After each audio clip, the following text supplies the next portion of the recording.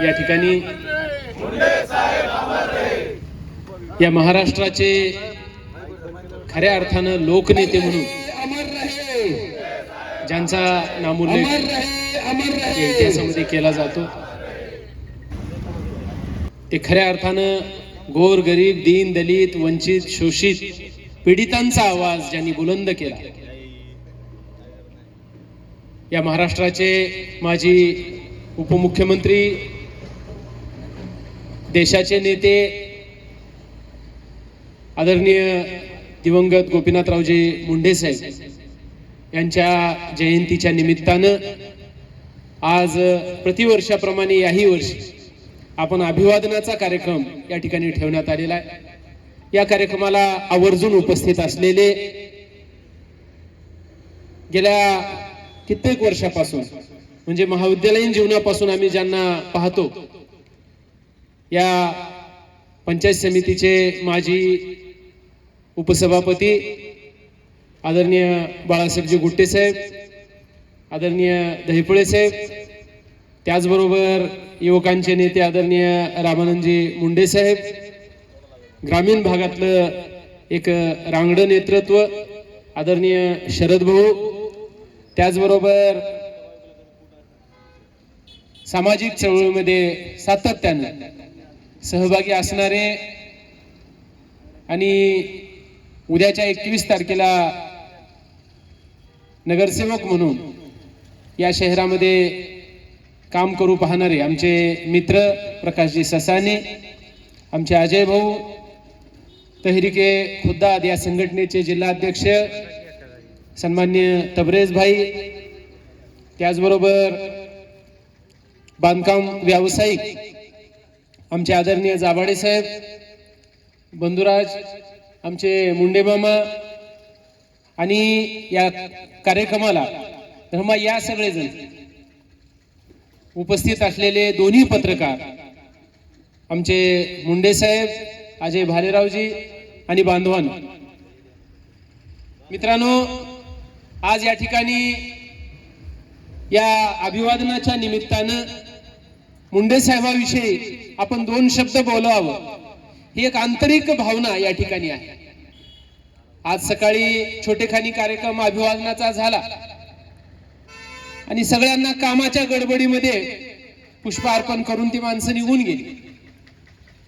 मला या निमित्तानं आपल्या सगळ्यांसमोर या ठिकाणी व्यक्त होणं गरजेचं आहे. गोपीनाथरावजी मुंडे साहेब या महाराष्ट्रामध्ये असं नेतृत्व होतं की या व्यक्तीचा जर स्पर्श झाला तर त्याचं सोनं व्हायचं. अशा पद्धतीचे अनेक उदाहरणं मी या ठिकाणी सांगू शकतो. मी कित्येक वर्ष आदरणीय मुंडे साहेबांच्या संपर्कात एक कार्यकर्ता म्हणून होतो. बांधवांनो, या महाराष्ट्रामध्ये खऱ्या अर्थानं दीन दलित शोषित उपेक्षित कष्टकरी कामकरी वंचित ऊसतोड मजूर अशा वेगवेगळ्या घटकांचा आवाज जर बुलंद कोणी केलेला असेल तर या ठिकाणी आपल्याला गोपीनाथरावजी मुंडे साहेबांचं नाव या ठिकाणी आवर्जून घ्यावं लागेल. एक उपेक्षित वर्गातला माणूस,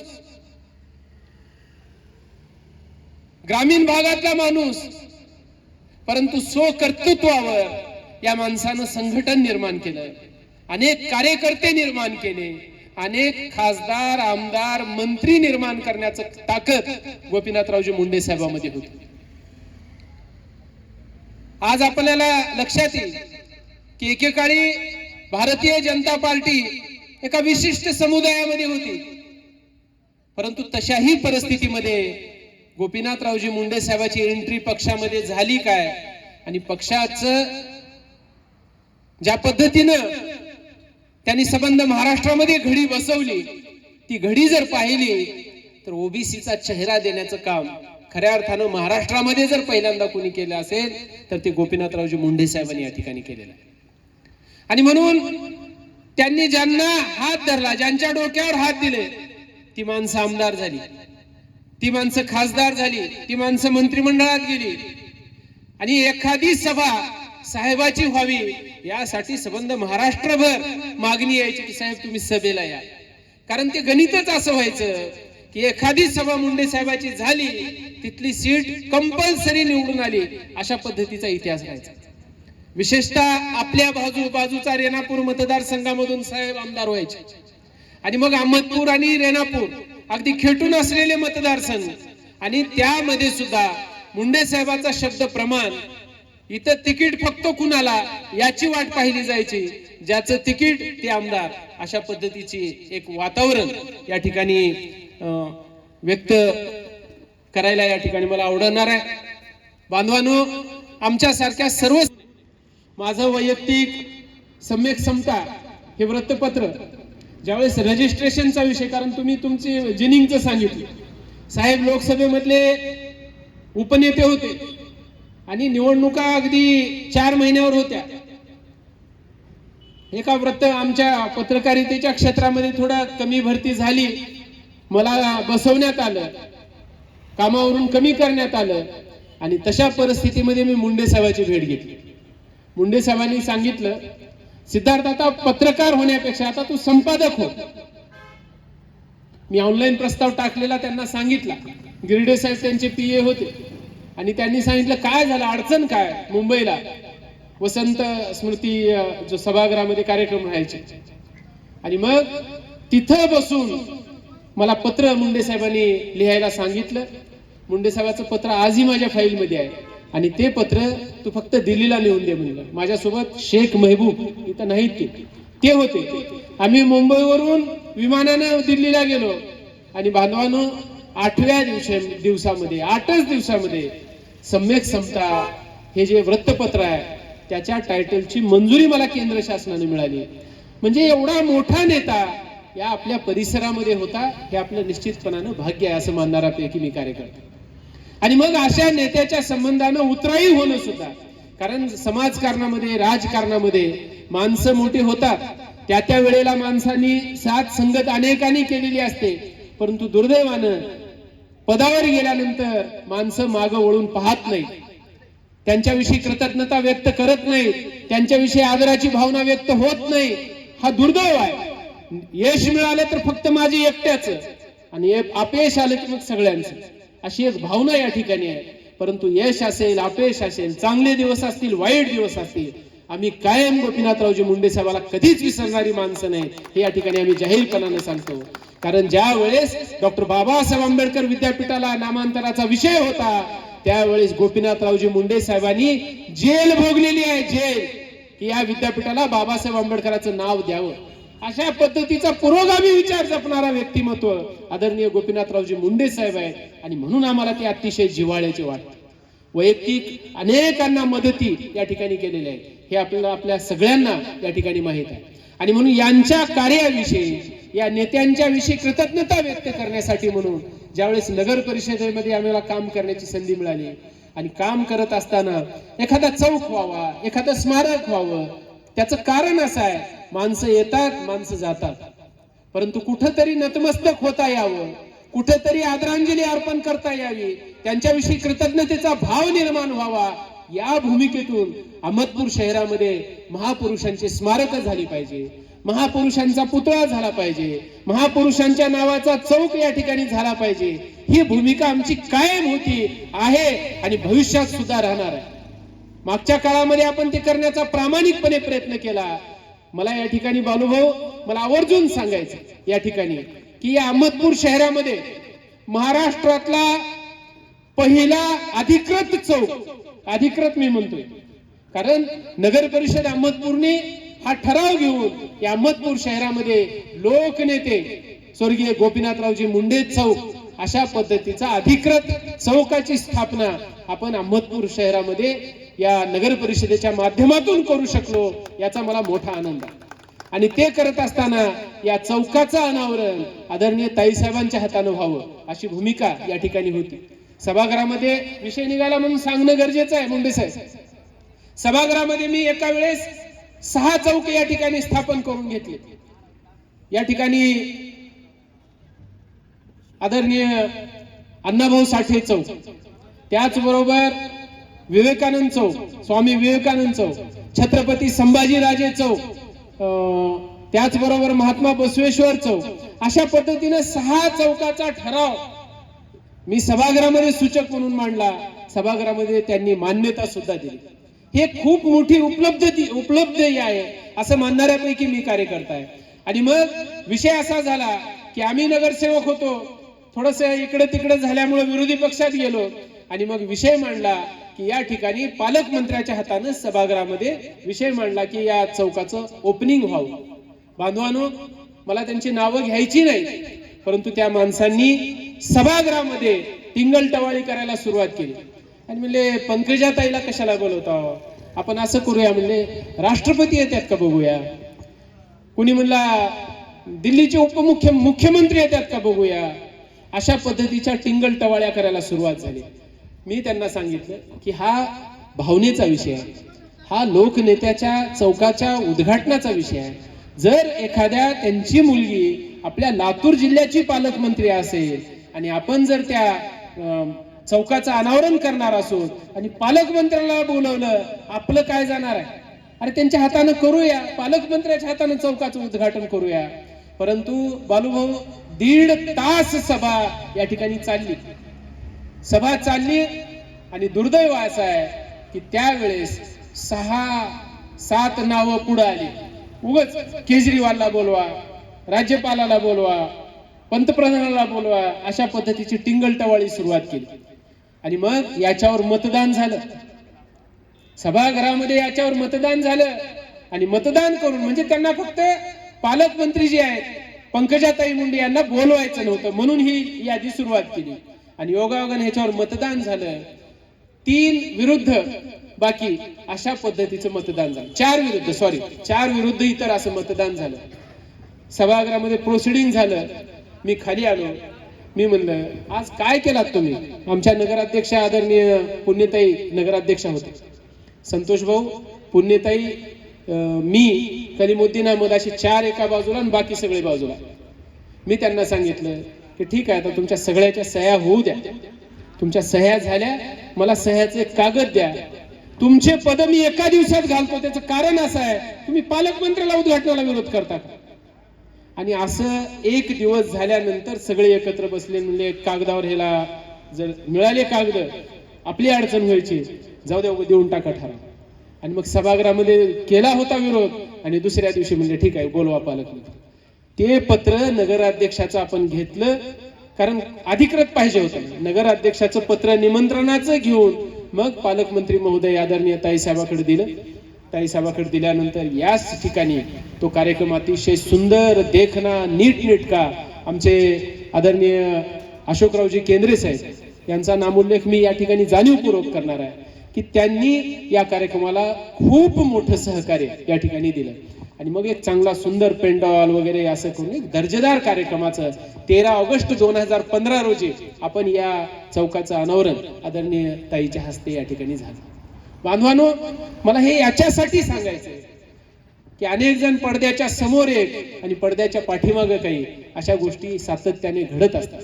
आणि म्हणून पडद्याच्या पाठीमागल्याही गोष्टी समाज बांधवाला, त्यांच्यावर प्रेम करणाऱ्या माणसांना कळाल्या पाहिजे, यासाठी या ठिकाणी मी हा उपद्व्याप केला असं म्हटलं तर धाडसाचं ठरू नये. माझी आपल्या समाज बांधवाला पुन्हा एकदा साथ असणार आहे, कारण साथ घातल्यानंतर प्रतिसाद सुद्धा तेवढाच गरजेचा आहे असं मी मानतो. माझी इथं जमलेल्या माणसाला माझी नम्रतेची हात जोडून विनंती आहे. बांधवांनो, या अहमदपूर शहरामध्ये किंवा अहमदपूर मतदारसंघामध्ये, लातूर जिल्ह्याच्या महाराष्ट्राच्या जडणघडणीमध्ये आदरणीय दिवंगत गोपीनाथरावजी मुंडे साहेबाचा अगदी सिंहाचा वाटा. अनेक माणसांना गुत्तेदारीत मोठं केलं, अनेक माणसांना लोकप्रतिनिधी म्हणून मोठं केलं, अनेकांना कारखाने दिले, संस्था दिल्या. म्हणजे जो माणूस रस्त्यावरला होता त्या माणसाला एसी मध्ये बसवण्याचं काम मुंडे साहेबांनी केलं. अशा माणसाची भविष्यामध्ये, आज आपण आहोत, भविष्यामध्ये राहणार नाही, परंतु या समाजामध्ये, या शहरामध्ये, या मतदारसंघामध्ये गोपीनाथरावजी मुंडे साहेबांचं नाव असलं पाहिजे, कायम असलं पाहिजे. यासाठी आता तुम्ही आम्ही पुढाकार घेणं गरजेचं. त्यासाठी काय करायचंय? काहीच नाही. माझी धारणा अशी आहे की या अहमदपूर शहरामध्ये दिवंगत गोपीनाथरावजी मुंडे साहेबांचा पुतळा उभा राहा, ही माझी अनेक दिवसापासूनची भावना आहे. माझी समाज बांधवांना विनंती आहे, आज नगर परिषद आता भविष्यामध्ये आता आपल्या ताब्यामध्ये येईल. माणसं कोण असतील काय नाही सगळी गोष्ट बाजूला ठेवूया. राजकारण विरहित या ठिकाणी आपल्याला काम करायचंय आणि पुढच्या 2 वर्षामध्ये 4 वर्षामध्ये 5 वर्षामध्ये या अहमदपूर शहरामध्ये लोकनेते दिवंगत गोपीनाथरावजी मुंडे साहेबाचा पूर्ण आकृती पुतळा या अहमदपूर शहरामध्ये व्हावा अशी भावना माझी. कराड साहेबांनी जर मन मोठं केलं तर या ठिकाणी बरंच काही होऊ शकणार आणि म्हणून जाहीरपणानं न बोलता माझी कराड परिवारांना, इथं उपस्थित मुंडे परिवारांना, केंद्रीय परिवारांना, दैफळे परिवारांना, या सगळ्यांना माझी नम्रतेची विनंती आहे. बघा, पुढं करणारा कोण आहे बाजूला ठेव. कुणाला कुण्या पक्षात जायचंय बाजूला ठेव. कुणाला काय करायचंय ते सगळं आपण बाजूला ठेवूया. परंतु दिवंगत गोपीनाथरावजी मुंडे साहेबांचं स्मारक या अहमदपूर शहरामध्ये झालं पाहिजे यासाठी आपण एकत्र येऊया. बाळासाहेब, तुम्ही आम्ही कॉलेज जीवनापासून असल्यापासून तुम्हाला पाहतो. तुमच्यामधली जी धडपड आहे ती आम्ही पाहिलेली आहे. आणि मग असे सगळी माणसं जर एकत्र आले सरपंच साहेब तर या ठिकाणी होऊ शकणार आहे. आम्ही नगर परिषदेच्या माध्यमातून जे करता येईल ते आम्ही प्रामाणिकपणे करू. जिथल्या कुठल्या परवानग्या कुठल्या आणायच्या ती जबाबदारी तुम्ही माझ्याकडे द्या. आमचे नेते आदरणीय बाबूरावजी खंदाडे साहेबांनी शिकवलेलं आहे मला की एकदा काम हातात धरलं की त्याचा कुटका पडल्याशिवाय आपल्याला सोडायचं. हे आमचे खंदाडे साहेबांनी आम्हाला बाळ पडू दिलेलं आहे. आणि म्हणून त्यांचे कार्यकर्ते म्हणून या ठिकाणी मला आपल्या सगळ्यांना विनंती करायची आहे. नेते वगैरे सगळे उद्घाटनाला बोलू, त्यांच्याशिवाय ते पूर्ण होणारच नाही. परंतु कार्यकर्ते म्हणून आपण एकत्र येऊया आणि कार्यकर्ते एकत्र येऊन मुंडे साहेबाचा एक बहारदार सुंदर देखणं स्मारक या अहमदपूरमध्ये करूया. त्यासाठी आपण भविष्यामध्ये अनेक जण आता आमच्या निवडणुका झाल्या, सगळं झालं हे सांगत असताना आमचे काही ड्रीम प्रोजेक्ट आहेत. त्याच्यासाठी मला नगर परिषदेमध्ये यायचं होतं. त्या ड्रीम प्रोजेक्ट पैकी हे एक प्रोजेक्ट आहे माझ्या डोक्यातला. त्याला समाज बांधवांनी साथ द्यावी अशा पद्धतीची नम्रतेची विनंती करतो. आणि या ठिकाणी अगदी कार्यक्रम झाल्यानंतर सुद्धा हा आपला कार्यक्रम आपण सुरुवात केला. त्याचं कारण असं आहे मुंडे साहेबांविषयी कृतज्ञता व्यक्त होणं गरजेचं आहे. वेगवेगळ्या समाजाची माणसं मुंडे साहेबांनी मोठे केलेली आहेत. त्याही माणसाला आपल्याला बोलतं करता आलं पाहिजे. कारण जी माणसं मुकी होती त्या मुकी माणसांची वाचा होण्याचं काम मुंडे साहेबांनी या ठिकाणी केलेलं आहे. आणि म्हणून अशा लोकनेत्याला या जयंतीच्या निमित्तानं आपण मनाच्या अंतःकरणातून या ठिकाणी अभिवादन या ठिकाणी मी करतो. त्यांच्याविषयी कृतज्ञता व्यक्त करतो, अभिवादन या ठिकाणी करतो. आणि सम्राट मित्रमंडळाच्या वतीनं करण्याचं कारणच असं आहे, त्याचं कारण असं आहे की आभाळा एवढी ज्यांची उंची आहे त्या उंचीची माणसं आपल्याला समाज मनावर, समाज पटलावर या ठिकाणी दाखवावं लागणार आहे. त्याचं कारण असं आहे